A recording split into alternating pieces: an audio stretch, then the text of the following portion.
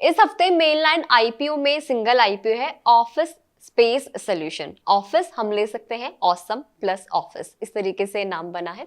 तो 22 मई से 27 मई के बीच ये आईपीओ ओपन है। ये company work space solutions provide करती है अलग अलग कॉर्पोरेट कंपनीज को, एमएनसीज को, स्टार्टअप्स को, एसएमईज को।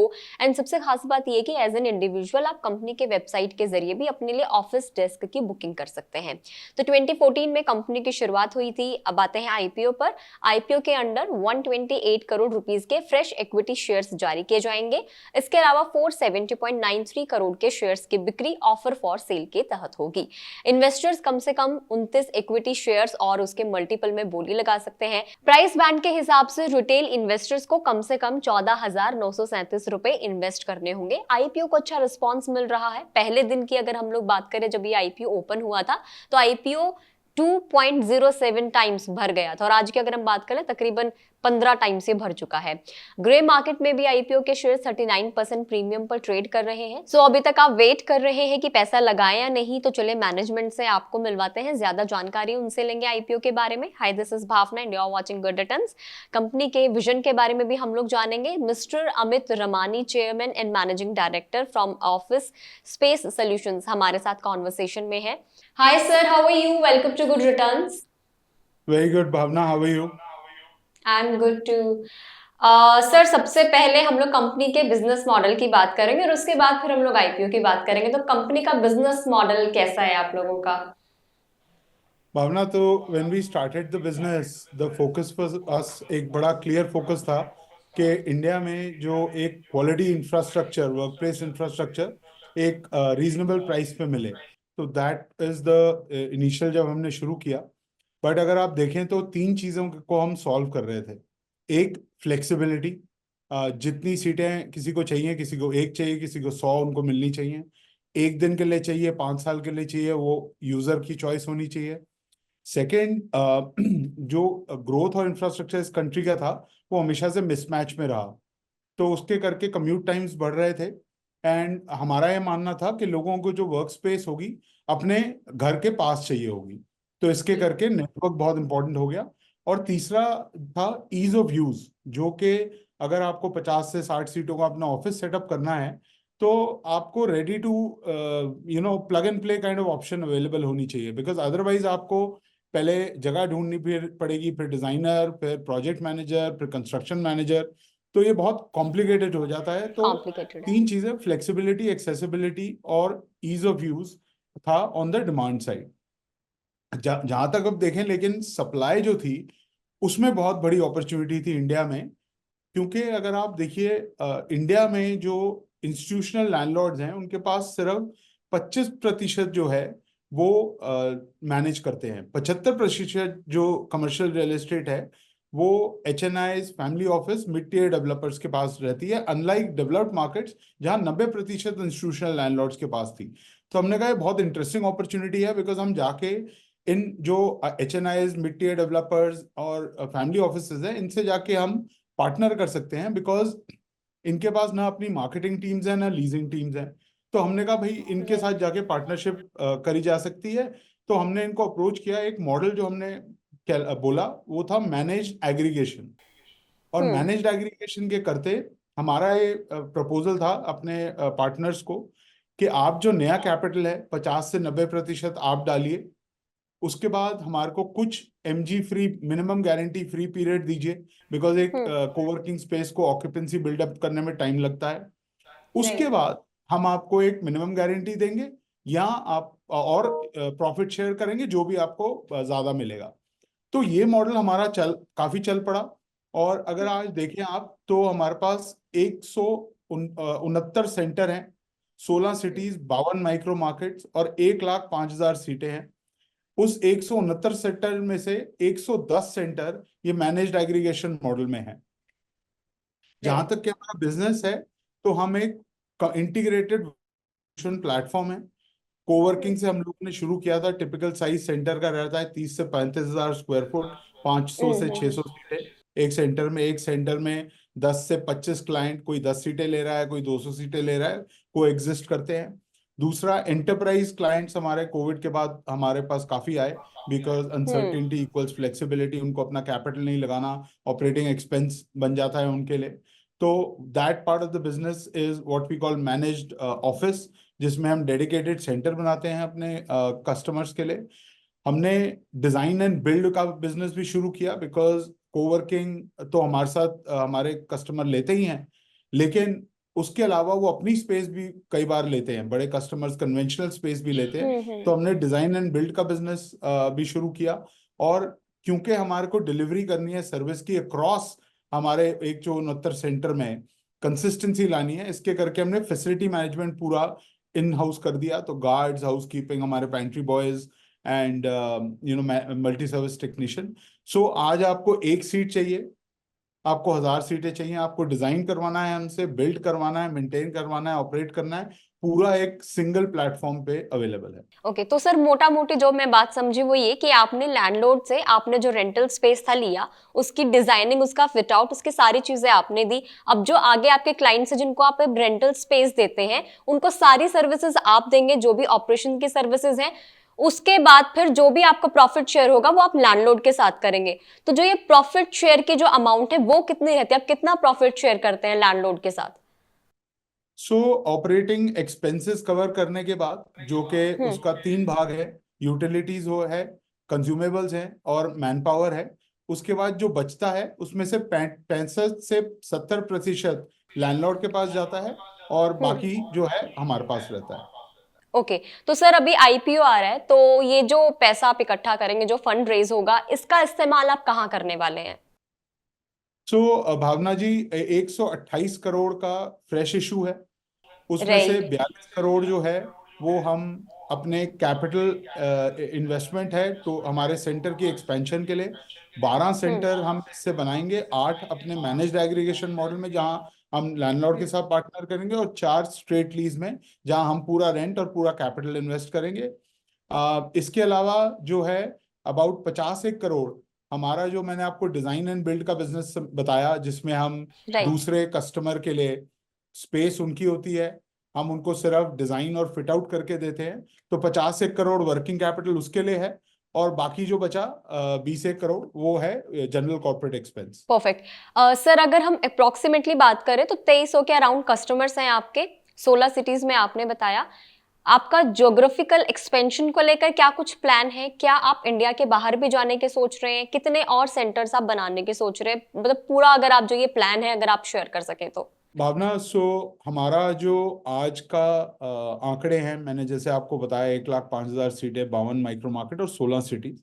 उन 16 राइट। City right. में हम और बढ़ोतरी करेंगे। हम गुवाहाटी, विजयवाड़ा और लखनऊ ऐड करेंगे, तो टोटल 19 सिटीज का प्लान है। इस साल 45 सेंटर और खोलने का प्लान है। जैसे मैंने आपको बताया कि हमारा जो 45 सेंटर खोलने का प्लान है, 30,000 सीट्स ऐड करने का प्लान है इस साल। उसके बाद जो और है, आप देखिए, मैं हमने पिछले FY21 से लेके December 23 तक एवरेज 40 से 50% की हमारी ग्रोथ रही है, चाहे वो हमारा चार्जेबल एरिया हो, सेंटर्स हो, नंबर ऑफ सीट्स हो। तो ग्रोथ प्लान तो आपको मैंने बता दिए आंकड़े FY25 के। And but growth, company growth curve पे है, and clearly directionally we are very focused on our growth and expansion of our locations. आपने जो इंटरनेशनल लोकेशंस का पूछा, उसका कोई प्लान नहीं है। एज ऑफ नाउ नहीं है, इन फ्यूचर हो सकता है। फोर्सेबल फ्यूचर में हमारे हमारे प्लान में तो कुछ नहीं है इंटरनेशनल जाना। सर मैं जब सारी चीजें देख रही थी आईपीओ से रिलेटेड, तो कुछ मुझे ना लोगों के जो निवेशक है, क्योंकि आज दूसरा तीसरा दिन है आईपीओ का, तो लोगों के कुछ डाउट्स थे, वो डाउट्स मैं आपसे पूछना चाहूंगी। देखिए, अगर हम कंपनी के फाइनेंशियल्स की बात कर ले तो revenue from contract with customers FY24 617 crore, FY23 545 crore. EBITDA की बात करें तो FY24 196 crore and FY23 176 crore.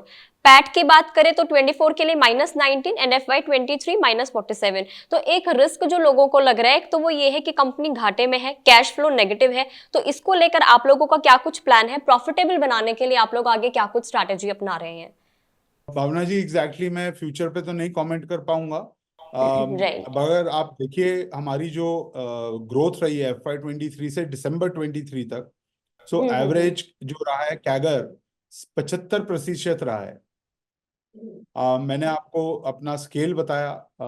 हर साल हमने काफी बढ़ोतरी की है, 40 से 50% जो हमारे चार्जेबल एरिया सेंटर्स सिटीज में FY21 से लेके दिसंबर 23 तक। क्लियरली कंपनी का जो आपने कुछ आंकड़े बताए एबिटा लेवल पे, इस year for the 9 month period आपने जो बोला वो FY24 का नंबर नहीं है, वो 9 मंथ का पीरियड है। 9 मंथ तो का है। 616-17 करोड़ जो है वो 9 मंथ पीरियड है, अभी 3 महीने का और रिजल्ट अनाउंस होने बाकी हैं। उसमें राइट। 195 करोड़ का हमारा एबिटा रहा है। उसके अलावा अगर आप देखिए प्रॉफिट का जो आपने आंकड़ा बोला, FY21 में -20% था, आज सिर्फ -3% है। एक्चुअल हार्ड नंबर में देखेंगे तो 18 करोड़ है फॉर द 9 मंथ पीरियड, जो नेगेटिव नंबर है। तो भावना जी, डायरेक्शनली तो we are headed in that direction. मैं एग्जैक्ट नंबर्स नहीं कमेंट कर पाऊंगा, लेकिन you know we are obviously अब एक बड़ी फर्स्ट प्रिंसिपल्स वाली कंपनी है। हम एबिटा पॉजिटिव हैं सिंस FY21। तो ऐसा नहीं है कि कंपनी यू नो डायरेक्शनली उस डायरेक्शन में नहीं जा रही है। दूसरा, आप अगर हमारा 9 मंथ पीरियड का कैश एबिट देखेंगे, जो रिफ्लेक्शन होता है कि हमारे पास क्या कैश फ्लो है कंपनी में, वो 67 करोड़ है। 67 करोड़ जो है हमारा इज पॉजिटिव कैश एबिट।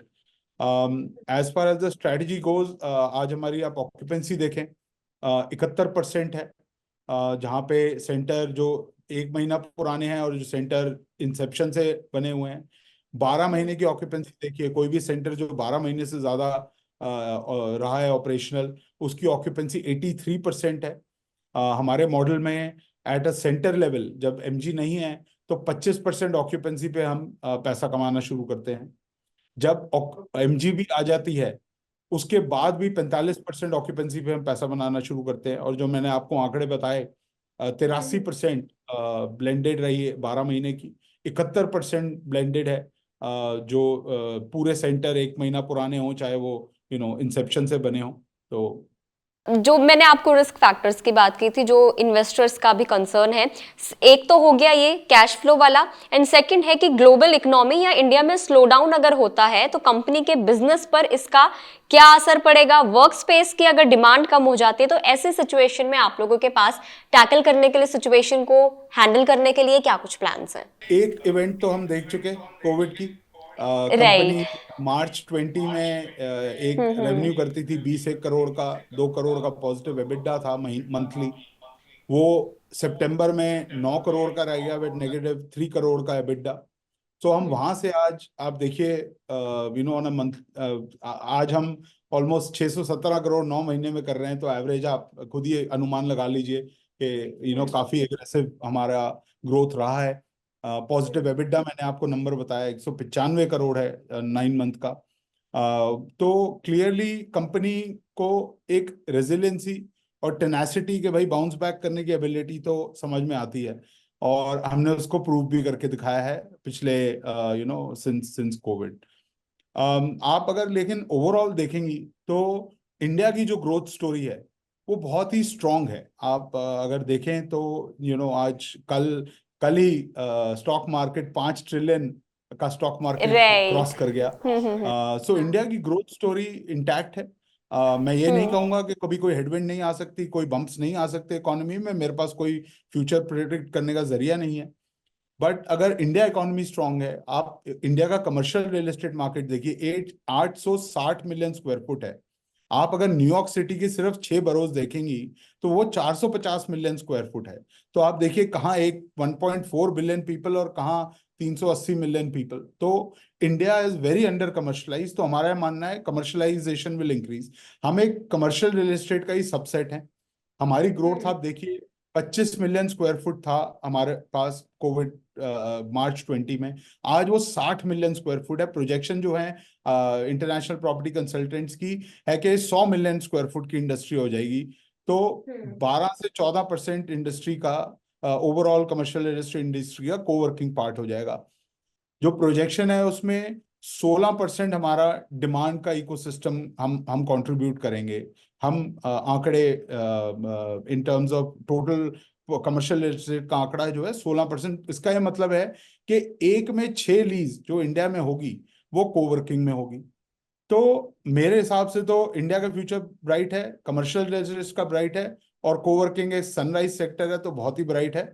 और जहां तक के मानना है कि कोई हेडविंड्स आएंगी तो हमने पहले भी उनके साथ जूझे हैं, तो आगे भी जूझ लेंगे। सर अगर आपके कॉम्पिटिटर्स की बात करें, चाहे वो ग्लोबल लेवल पर हो या इंडिया के लेवल पर हो, जैसे कि वीवर्क हो गया, कोवर्क हो गया, तो ये कंपनी प्रॉफिटेबल नहीं है। तो ऐसे में लोगों को एक बड़ा ये डाउट भी कि जब ये कंपनियां प्रॉफिटेबल नहीं है तो ऐसी सी ही एक कंपनी वो हमें आगे जाके मुनाफा कैसे कमा कर देगी। एक तो ये डाउट हो गया। तो ऐसे में मेरा सवाल आपसे ये कि आपकी कंपनी की यूएसपी क्या है, आप अपने कॉम्पिटिटर से स्टैंड आउट कैसे करते हैं? भावना जी, देर आर मल्टीपल एरियाज में हम डिफरेंट हैं। एक तो हो गया network, 169 centre, you know the largest in the country, by far the largest. You can, आप और लोगों का डेटा देख लीजिए, सब पब्लिश्ड है आरएचपी में। दूसरा, हमारा जो टीयर 2 सिटी पेनेट्रेशन है, आज हम 16 सिटीज में हैं। मैंने आपको 3 और सिटीज बताई, 19 सिटीज में रहेंगे। 52 माइक्रो मार्केट, इंडिया में शायद 70-75 माइक्रो मार्केट होंगे टोटल, अगर आप देखेंगे ओवरऑल, और 1,05,000 सीटें। तो नेटवर्क बहुत ही बड़ा है। एक सीट वाला भी हमारे पास आता है, 1,000 सीट वाला भी हमारे पास आता है। It is very important, because आप देखिए, अगर एक माइक्रो मार्केट में नहीं है, सपोजिंग आप घाटकोपर में नहीं है, तो वो कस्टमर चला गया, हो सकता है विमान नगर पुणे में आपके पास वो कस्टमर नहीं आएगा, राइट। तो नेटवर्क एक चीज है। दूसरा, हमारा मॉडल, मैंने आपको मैनेज्ड एग्रीगेशन मॉडल समझाया, जिसमें 67%, 66% जो है हमारा पोर्टफोलियो हमारे लैंडलॉर्ड पार्टनर्स के साथ है। उसका ये मतलब है कि मैंने दो चीजें सॉल्व की हैं। मैं अपने बिजनेस को कैपिटल लाइट बना लिया है, और दूसरा, मैंने अपना रिस्क मिटिगेट कर लिया है डिमांड और सप्लाई मिसमैच का। आपने कुछ ग्लोबल कंपनीज का नाम लिया, उनका अगर आप देखेंगे ग्लोबल प्लेटफॉर्म पे, द फेलियर पॉइंट यही था कि भाई वो 6 या 9 साल के लिए हुक पे थे, और उनके जो कस्टमर थे वो 1 दिन से 2 साल एवरेज के पे आते थे उनके पास। तो दूसरा तो ये हो गया, हमारा जो सप्लाई मॉडल है बहुत ही इनोवेटिव है, बहुत ही रेजिलियंट है, एंड हमने इसको ग्रो किया है। प्री कोविड ये 40% होता था, जो आप 67% जो मैं आपको बता रहा हूं, तो हमने कॉन्शियसली इसको ग्रो किया है और भी इसको ग्रो करेंगे। तीसरा, हमारा डिमांड इकोसिस्टम, 56% जो हमारी डिमांड है 100 सीटों से ऊपर की है, 44% जो है वो 100 सीटों से कम की है। इसका यह मतलब है कि हमारे पास जो डाइवर्सिटी ऑफ डिमांड है वो लार्जेस्ट है। हम एसएमई को भी सर्विस करते हैं, मिड कॉर्पोरेट को भी, और लार्ज कॉर्पोरेट्स को भी। 65% जो है वो लार्ज कॉर्पोरेट से आता है, 23% मिड और एसएमई से आता है, और जो है अबाउट 10% स्टार्टअप से आता है। तो बहुत ही डाइवर्सिटी ऑफ डिमांड है। और फाइनल पॉइंट, हमारा अब प्लेटफॉर्म बन चुका है। मैंने जैसे आपको समझाया कि हम कोवर्किंग करते हैं, हम डेडिकेटेड सेंटर बनाते हैं लार्ज एंटरप्राइजेस के लिए, हम डिजाइन एंड बिल्ड सॉल्यूशंस करते हैं, हम फैसिलिटी मैनेजमेंट करते हैं। तो सारी जितनी भी सहूलियतें हैं आपको वर्क प्लेस रिलेटेड चाहिए, आपको एक प्लेटफॉर्म पे मिल रही है, which is very unlike anything else in the global markets also. तो ये सारी चीजें हमारे को डिफरेंशिएट करती हैं। सब बहुत अच्छे से आपने एक्सप्लेन किया। आईपीओ की अगर हम लोग बात करें तो आज अच्छा खासा रिस्पांस मिल ही रहा है, जीएमपी पर अच्छा खासा प्रीमियम पर ये ट्रेड कर रहा है। तो लिस्टिंग से क्या कुछ उम्मीदें हैं आपकी? Bhavna ji, listing is milestone. We are बहुत ही एक्साइटेड हैं। कंपनी में हमारे 500 प्लस टीममेट्स हैं, वो भी बहुत एक्साइटेड हैं। उनमें से 100 प्लस लोग हैं जिनके पास ईसॉप्स हैं, तो एक्साइटेड हैं। मेरे इन्वेस्टर भी बहुत एक्साइटेड हैं। देखिए, हम मैं दिन का तो स्पेसिफिक कमेंट नहीं कर पाऊंगा, बिकॉज मुझे नहीं पता क्या होगा। ठीक है, मेरे पास कोई तरीका नहीं है जानने का क्या होगा। बट हमने कंपनी एक लॉन्ग टर्म बनाई है। हमारी स्ट्रैटेजी ग्रोथ की रही है। एज मैंने आपको बताया, हम एक्सपैंड करेंगे अपना नेटवर्क, हम अपना मॉडल एक्सपैंड करते बैठेंगे, हम अपने कस्टमर्स के लिए सर्विसेज डिलीवर करते बैठेंगे। ऑपरेशनल एफिशिएंसी आएगी बिजनेस में, ऑपरेटिंग लेवरेज आएगी। जैसे मैंने आपको बताया कि हमारे चाहे आप एबिडा नंबर देख लीजिए, चाहे प्रॉफिट नंबर देख लीजिए, चाहे रेवेन्यू नंबर देख लीजिए। सो एक इंडस्ट्री में बैठे हैं जहाँ पे बहुत ही अपॉर्चुनिटी बहुत ही बड़ी है। तो मेरा ओवरऑल पर्सपेक्टिव ये है कि कंपनी के फंडामेंटल्स बहुत स्ट्रांग है। डे वन एक माइलस्टोन रहेगा हमारे लिए, बट डेस्टिनेशन तो अभी एक ग्राउंड फ्लोर पे बैठे हैं जहां अभी पूरी एक इमारत बननी है, तो फ्यूचर काफी ब्राइट है। Okay, last and final question to you. One message for your investors जो इस आईपीओ में पैसा लगाने की सोच रहे हैं या लगाने वाले हैं। भावना जी, आज मैं तीसरे दिन पे बैठा हूँ इशू ओपन के। राइट। आप आंकड़े देख रही हैं, 15% रिटेल बुक है, 15 टाइम्स रिटेल बुक है, ऑलमोस्ट 10 टाइम्स हमारी जो है HNI बुक है, 8 टाइम्स हमारी एम्प्लॉय बुक है। तो बहुत ही पॉजिटिव रिस्पॉन्स रहा है। हमारे ट्रू एंकर दैट। इन्वेस्टर आप देखिए, एंकर बुक अगर आप देखेंगी जो पब्लिश्ड है आज, उसमें HDFC, IPru, White Oak, Nippon, Axis, East Bridge, India के सबसे लार्जेस्ट फंड्स, म्यूचुअल फंड्स हैं। राइट। 12 म्यूचुअल फंड हैं जिन्होंने 50% से ज्यादा एंकर एंकर बुक को लिया है। उसके बाद राइट। Insurance right. कंपनीज हैं, बिरला है, ग्लोबल कंपनीज हैं, गोल्डमैन सैक्स है, HSBC है, और बड़ी बड़ी कंपनियां हैं। तो वी आर वेरी फॉर्चुनेट कि हमारे को इतना इन्वेस्टर्स का रिस्पॉन्स मिला, चाहे वो हमारे एंकर बुक हो, चाहे हमारे रिटेल इन्वेस्टर्स हो। सो देखिए, मैं इन्वेस्टर्स से तो एक ही कहूंगा कि कंपनी के फंडामेंटल्स बहुत स्ट्रांग है, मैनेजमेंट टीम बहुत ही एक्सपीरियंस्ड है, और फ्यूचर जो है हमारा बहुत ही ब्राइट है। तो हमारा रिस्पॉन्स बहुत अच्छा रहा है, उम्मीद है और अच्छा रहेगा आखिरी के 1.5 दिन जो बचा है अभी।